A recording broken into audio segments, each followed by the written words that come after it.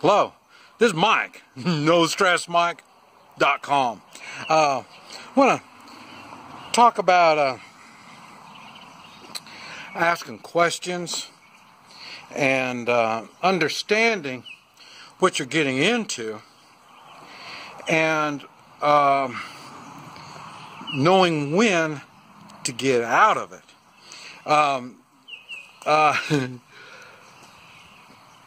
The thing is, I get around a lot of foreign-speaking people in foreign countries. I don't always know their cultures and the way they do things. So I tend to get myself in some weird situations. And that's kind of what I want to talk about. And but I know people do the same thing. You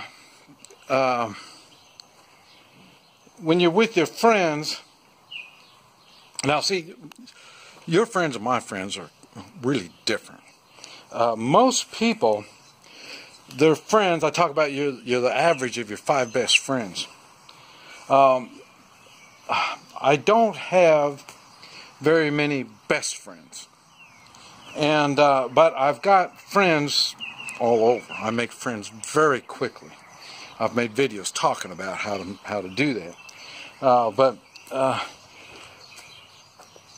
even when there's a friend, there's a time you stand with them, and there's a time you put a distance between them. And this is something people don't always understand. You don't have to agree with your friends all the time. And when you disagree, well, at least when I disagree with them, first I try to get them to justify what they're doing, and then I will clarify why I will not be a part of it. Normally, it is... Normally I have moral reasons why I don't continue on, but not always. And this is what I want to talk about. Okay, I got some friends in Mexico, and this one guy, his brother was in the Secret Service, Mexican Secret Service. And I don't know what you know about Mexico, but they're kind of corrupt. And I'm not saying it like Mexico's corrupt, because America is just like it. And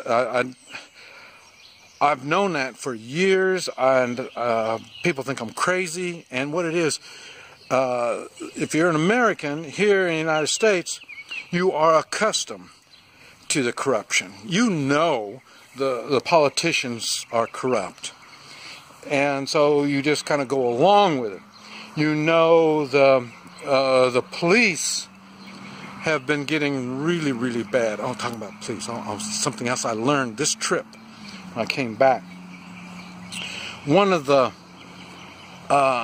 issues, well, they don't issue it, but one of the uniform type something added to their uniform is dark glasses. And I don't know if you've noticed it, but that's kind of the wear. They wear dark glasses. And I've talked to some, and I noticed it in the military. You notice the military people wearing dark glasses. And I was talking to the military people. That's what gave me the idea. I've been seeing videos on military people, and a lot of times they're wearing dark glasses. And I'm not saying it's the dark glasses isn't bad. I wish I couldn't have used them in Vietnam, because we're in the jungle. It's dark. Sometimes in the jungle it's really dark, even in the daytime. So dark glasses wouldn't do any good. But like I say, they call it eye protection. You have to wear eye protection, and so it's a good idea. And now the police are doing it. And I haven't talked to any of the police yet, but I am going to assume that They want to call it a requirement. That's what they call it, a requirement. They have to wear sunglasses. And what happens when I was training SWAT teams? When they started wearing a mask. I trained for 14 years, and at the end they started wearing masks. And once they started wearing a mask, I noticed they got really aggressive. They got real aggressive. I mean, they would hurt me. Even though that we're doing a training thing, we finish up the training, they would make it a point to come kick me or step on me and stuff like that after they already had me handcuffed and down. And I didn't know who these people were. Otherwise, I'd whip the hell out of them, because it was all uncalled for. But instead of that, I just said, okay, I'm not going to train you, because your attitude's changed. And it's basically the same thing with the police. They're wearing the sunglasses, and you can't recognize them. It's hard to recognize them. And I used to, whenever I would being questioned by a policeman, I would ask them to take their glasses off, their sunglasses off, so I could recognize them, because I want to know who I'm talking to. And I thought it was a pretty, normal thing. I wouldn't suggest you say anything like that. Well, I'm not going to say you don't. I would suggest you wouldn't, but now I think their attitude has changed, because the dark glasses, like I say, makes it so they're hard to identify, and they tend to do more. That's one reason why they tend to be more aggressive. And I say that dark glasses also gives them that I'll be back kind of attitude, kind of stuff. It's for intimidation also, even though they can justify it by saying, well, it's for eye protection. So, but anyway, enough of that. I'm sorry to even talk about that, but I had to bring it up. But anyway, I was in Mexico, and with my friend and his friend, the Secret Service guy. And I was down in the southern end of Mexico, and then they asked if I wanted to go to Tijuana. It's been years since I've been to Tijuana. I don't normally cross Mexico that side of Mexico, because you end up in California. So I said, I started asking questions, because that's what you do. You got to ask questions so you know what you're getting into. And these people don't speak much English. And so it come across, well, we're going to go to Mexico, and, him, his brother, the Secret Service guy, and another Secret Service guy. And asked me if I wanted to go along with them. And I said, hey, that sounds fun. I've never done that. Normally when I go across Mexico, I'm by myself and, unable to defend myself in the way of firearms. So now I'm going with armed guys. So, hey, this will be more fun. And then they said, yeah, we'll pay all the expenses. How are you going to pay all the expenses? I mean, it's because they don't make much money. That's one reason why they're easily corrupt. And they said, well, we're taking some people up there, and we get $1,000 for each person from taking them from one end of Mexico to the other. It's kind of like a taxi cab service that they're performing.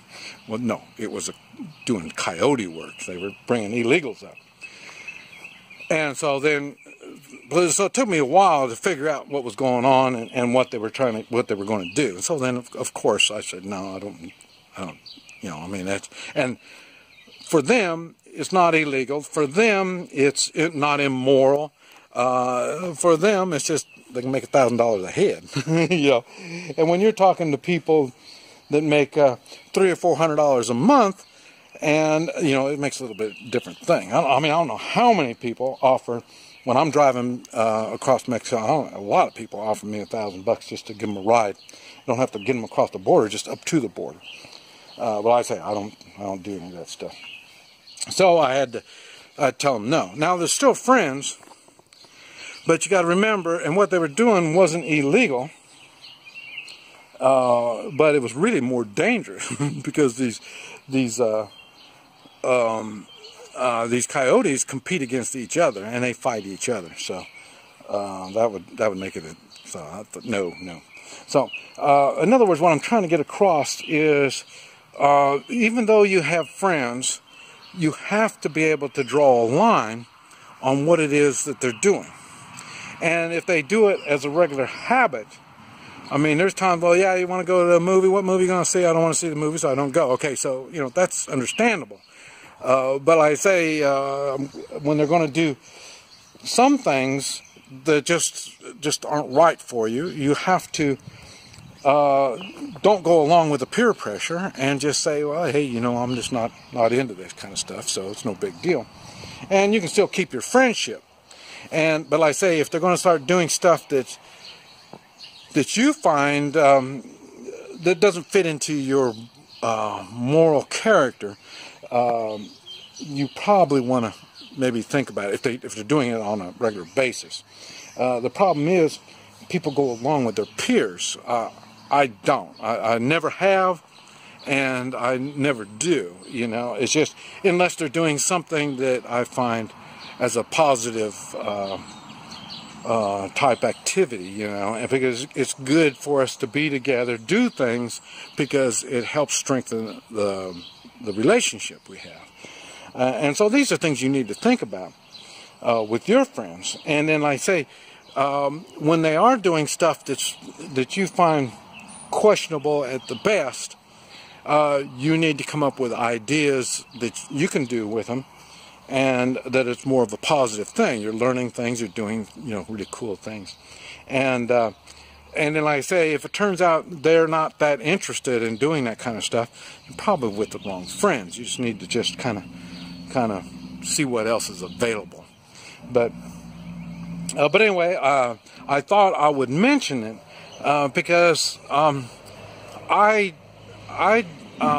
I'm approached by a group, I just take it for granted they are friends, and they're under peer pressure to do it, and they do this, and they can either do it in the way of learning, and peer pressure isn't always bad. It's good if you're learning good things. It's bad when you're doing bad things.